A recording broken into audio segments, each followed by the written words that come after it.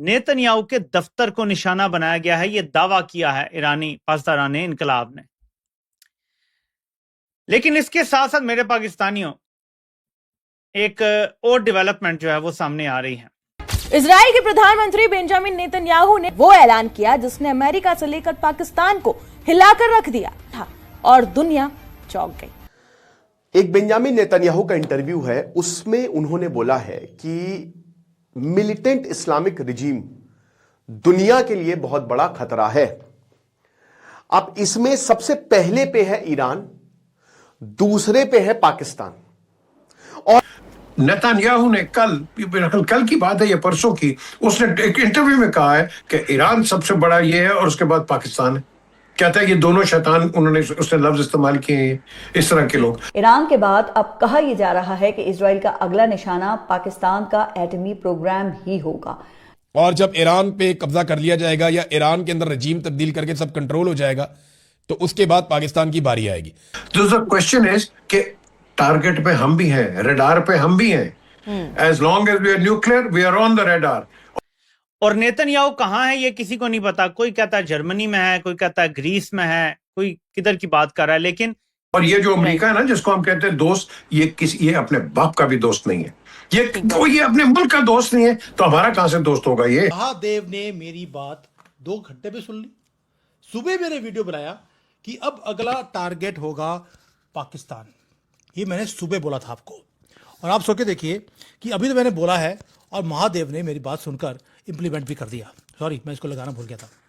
पाकिस्तान को अटैक कर दिया गया है, उसका जो नूर खान बेस है उसको अटैक किया है। ये प्राइड है पाकिस्तान की मिलिट्री की, वो बर्न हो रहा है।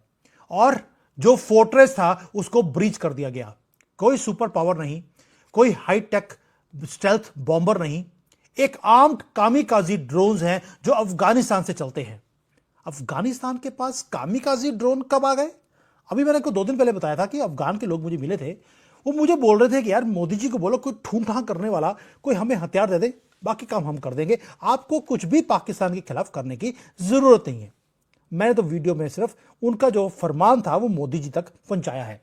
मैं ये नहीं कह रहा हूं कि हमने कुछ दिया है, मैं सिर्फ ये बोल रहा हूं कि तालिबान ने बॉम्ब किया है पाकिस्तान का मोस्ट सिक्योर मिलिट्री इंस्टॉलेशन इन पाकिस्तान, नूर खान एयरबेस। याद है आपको ये कौन सा एयरबेस है? ये वही है जिसके चिथड़े हमने उड़ाए थे ऑपरेशन सिंदूर के अंदर। अपने तज्जियों में जरा इसको भी पढ़ के शामिल कर लें ताकि तुम लोगों की औकात याद रहे। तुम लोग करोगे सर्जिकल स्ट्राइक, तुम लोग करोगे पाकिस्तान पे हमला, ये तुम लोगों की हकीकत है। दी एंड ऑफ इंडिया। और इसके साथ साथ मैं जरा ये भी कहना चाहूंगी कि वहां पे बड़े जो थिंक टैंक्स बैठे हुए हैं, वहां पे ऐसे आर्टिस्ट जो कि बहुत काम करते हैं। हम हसद नहीं करते कि क्योंकि टैलेंट अगर सरहद से पार बैठा है तो हम हसद करें। टैलेंट की सर कोई सरहद नहीं होती। कि ये जो ओल्ड एज एक रिवाज था कि लीडर्स को नहीं मारा जाता था, ये इंटरनेशनल लॉ की वायलेशन है। दूसरी तरफ पाकिस्तान में तारड़ साहब उस प्रोटेस्ट के अंदर 22 लोग पाकिस्तान में शहीद हो गए हैं, आपस में प्रोटेस्ट करते करते गोलियां खा के मारे गए हैं। इस पे भी जरा कमेंट करें, ये हमारा क्या मजाज है? हमें आज तक प्रोटेस्ट ही नहीं करना आया कि हम अपने ही बंदे मार लेते हैं। लेकिन इससे पहले भी एक बात करना चाहूंगा बिलखसूस, जिस तरह आपने कहा है कि 22 लोग यहां मारे गए, वहां मारे गए, इधर मारे गए। जिस कंट्री में आप बैठे हैं वहां पे उन लोगों का कोई ग्रोथ के लिए, तरक्की की कोई ख्वाहिश मौजूद नहीं है। स्टेम सब्जेक्ट्स के बारे में कोई तवज्जो नहीं है, science, technology, English and math पे कोई तवज्जो नहीं है, एक इंग्लिश चैनल भी नहीं है। चीमा साहब, आज ये जो पूरी मुस्लिम उम्मा या पूरी दुनिया 16 मिलियन लोगों ने हाईजैक कर ली है, मेरे ख्याल में ये पूरी दुनिया की ज्यूइश कॉलोनी बनने वाली है बड़ी जल्दी। क्योंकि मैं ग्रेटर इजराइल का नक्शा देख के तो मैं घबरा गया हूं। और आज भी वैसे वी आर, जिस तरह बीबी नेतन्याहू ने कहा था कि जिस इंसान के पास सेल फोन मौजूद है वो हमारे रडार पर है, वो हम उसको we know what to do with him. जिस तरह उन्होंने पेजर फाड़े थे और फिर जिस तरीके से आज आप कह रहे हैं ना लीडर को असैसिनेट किया, इंटरनेशनल लॉ की वायलेशन है। वायलेशन चीमा साहब नहीं, दुनिया में पहले भी इस तरह होता रहा, कोई ऐसी बात। मेरे लिए लम्हा फिक्रिया ये है कि ट्रेस किस तरह किया गया है उनको, अंदर से कौन बिका है। चीमा साहब, उनकी तस्वीर सबसे पहले बीबी नेतन्याहू के पास कैसे पहुंची है, उनकी डेड बॉडी की तस्वीर, उसके बाद वो डोनाल्ड ट्रंप साहब के पास कैसे पहुंची, मेरे लिए वो ज्यादा वरिसन है। चीमा साहब जरा हकीकत, हमारा हर दूसरा आदमी तो मीर जाफर है चीमा साहब। हम तो बिकते हैं, बड़ी थोड़ी सी कीमत से बिक जाते हैं, बड़ी थोड़ी सी कीमत। चले, लेकिन चीमा साहब इससे पहले मैं हैरान हूं, कहते हैं जो मिसाइल मारे गए उनके अंदर भी कैमरे लगे हुए थे। मगर हिंदुस्तान और अफगान तालिबान तो वो बड़े एक्टिवली पार्टिसिपेट किया है। आप कहेंगे वो कैसे? मैं कहूंगा कि उन्होंने they have taken more the active steps, they have in fact वो मारे हैं और मरे भी हैं इजराइल को हेल्प करने के लिए। आप पूछेंगे ये कैसे? जी मैं आपको बताऊं, जैसे ये मोदी साहब बाद में पता चला कि इन्होंने मुफ्ती बाहिनी का पूरा फोर्स इन्होंने कैसे रिक्रूट करके हिंदुस्तान भेजा था, अब पता चल रहा ये है कि भाई Modi during active war situation Israel क्यों भागा एक दिन के लिए?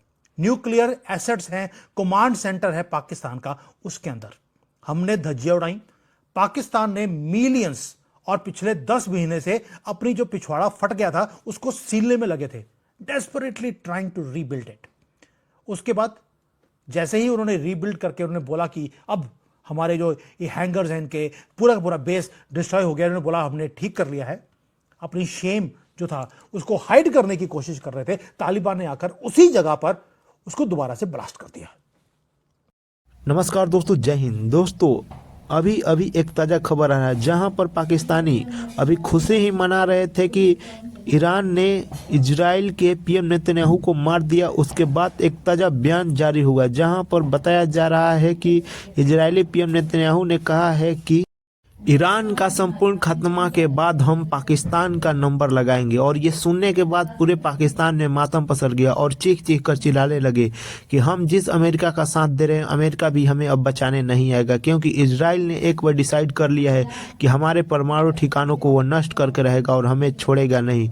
जिस तरह से ये बातें फैल रही है पाकिस्तान में, अब पाकिस्तान की हालत खराब होती हुई दिखाई दे रही है, जहाँ पर कई बार वहाँ के लोगों को प्रोटेस्ट करने पर रोका गया और वहां पर हालत और सिचुएशन दोनों ही खराब हो रहे। एक तरफ से अफगानिस्तान भी ठोक रहा है। दोस्तों वीडियो पसंद आए वीडियो को लाइक करें, शेयर करें और इस चैनल को सब्सक्राइब करें।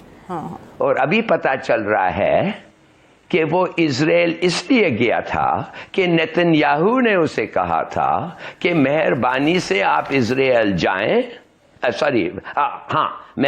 आए, आई बेग योर पार्डन, आप मेहरबानी से इजराइल आए कि हमारे साथ बात करें और सुने जो मैं कहना चाहता हूं, और then you go back and you tell your ally, तुम्हारा दोस्त TTA, कि पाकिस्तान के वेस्टर्न बॉर्डर पे एक्टिवेट करें वेस्टर्न बॉर्डर, ये जो पोस्ट आके शोरशार करें, अटैक करें, कि हम इस दफे कॉन्फिडेंट हो कि पाकिस्तान का अटेंशन डाइवर्टेड है।